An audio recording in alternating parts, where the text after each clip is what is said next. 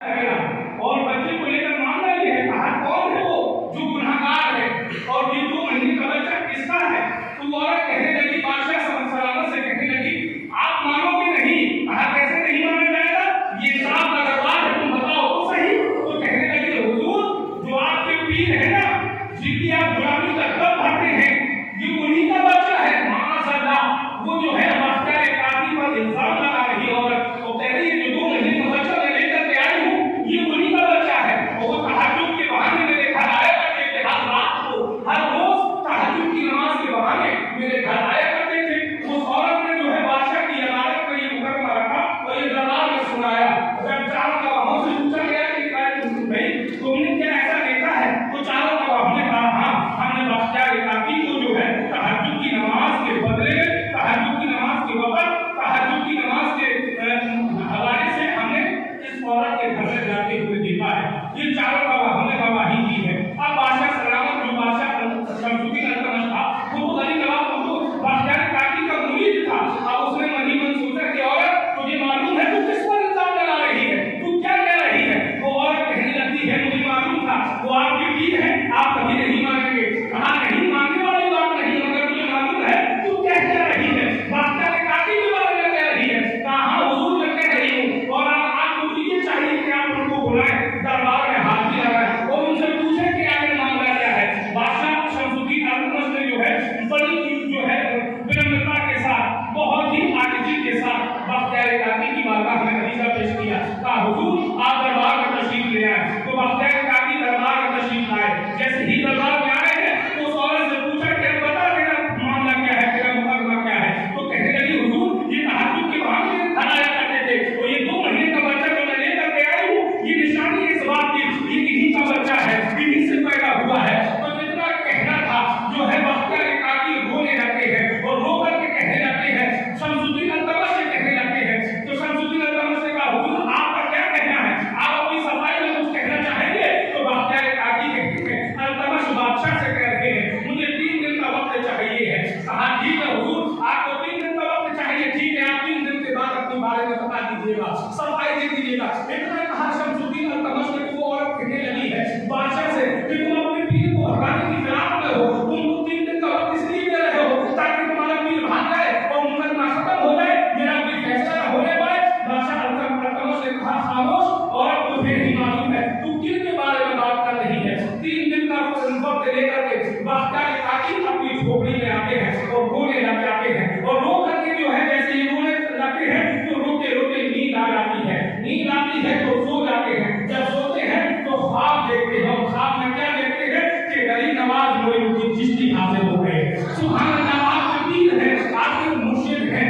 غریب نواز حاضر ہوئے ہیں۔ تو جب حاضر ہوئے تو باختیار کافی غریب نواز سے رونے لگے اور عرض کرنے لگے کہ حضور آپ نے ہمیں یہاں بھیجا تھا، دین کی تبلیغ کے لیے بھیجا تھا، حضور سب کچھ بہتر ہے، آپ نے کہا کہ آپ نے جیسا جیسا کہا ہم نے ویسا ویسا کیا، مگر حضور اس دن کے بارے میں آپ نے نہیں بتایا، کیا یہ دن بھی دیکھنا پڑے گا مجھے کہ ایک نامعمولی سی عورت مجھ پر یہ الزام لگا رہی ہے، زنا کی تہمت لگا رہی ہے، حضور کیا یہ دن بھی دیکھنے پڑیں گے؟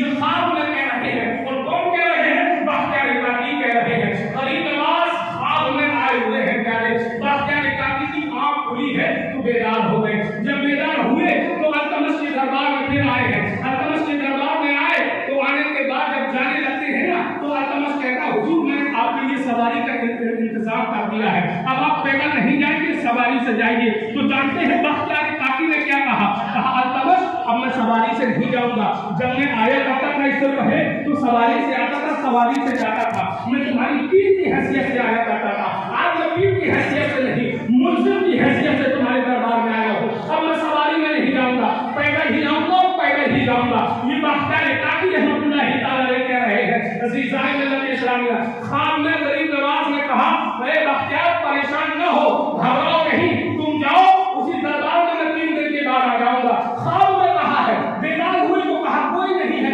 مگر 3 دن گزرنے کے بعد التمش بادشاہ کی بارگاہ میں جب دوبارہ فیصلہ ہونے کے لیے باختیار کافی پہنچے تو وہ عورت بھی 2 مہینے کا بچہ لے کر پہنچی ہے، 4 گواہوں کو لے کر پہنچی ہے، قاضی بھی چونکہ خریدا جا چکا تھا، گواہ بھی خریدے جا چکے تھے، وہ عورت بھی خریدی جا چکی تھی۔ عزیزان ملت اسلامیہ، باختیار کافی جب التمش کی بارگاہ میں پہنچتے ہیں، التمش سے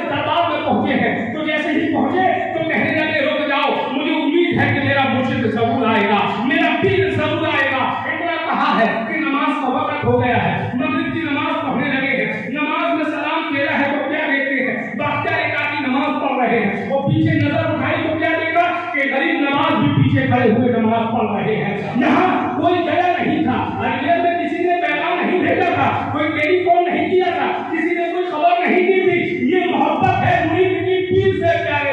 इतना ख्वाब देखा था कि गरीब नवाज खुद चले आए हैं, किसी ने कोई खबर नहीं दी है, कोई पैगाम नहीं दिया है, सिर्फ ख्वाब की बुनियाद पर गरीब नवाज बख्तियार इलाकी के पास चले आए। जब पास चले आए हैं अज़ीज़ान मिल्लत इस्लामिया तो दरबार लगा है। गरीब नवाज जब आए हैं तो गरीब नवाज ने कहा कहाँ है वो औरत, उसे बुलाया जाए। वो गवाह कहाँ है, उन गवाहों को बुलाया जाए। वो काजी को बुलाया जाए, काजी को बुलाया गया, औरत को बुलाया गया, चारों गवाहों को बुलाया गया। वो कहा औरत से कि औरत तू बता क्या मामला क्या है। तो औरत कहने लगी जो बच्चा है ना ये बख्तियार इलाकी का बच्चा है, ये तहज्जुद की नमाज के बदले में मेरे यहाँ आया करते थे, वो उन्हीं का बच्चा है। अज़ीज़ान मिल्लत इस्लामिया अब गरीब नवाज ने कहा है, गरीब नवाज ने 2 रकात नमाज पढ़ी।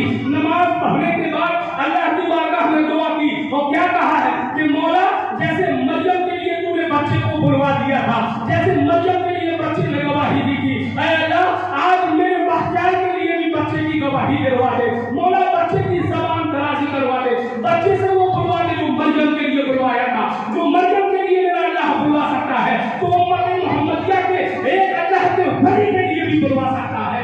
इतना कहा है गरीब नवाज ने। उस औरत के पास पहुंचे हैं, वो 2 महीने का बच्चा लिए हुए है। गरीब नवाज ने उस बच्चे से कहा ऐ बच्चा जैसे वो बच्चा मरियम के लिए बोला था आप तुझे बख्तियार के लिए बोलना पड़ेगा।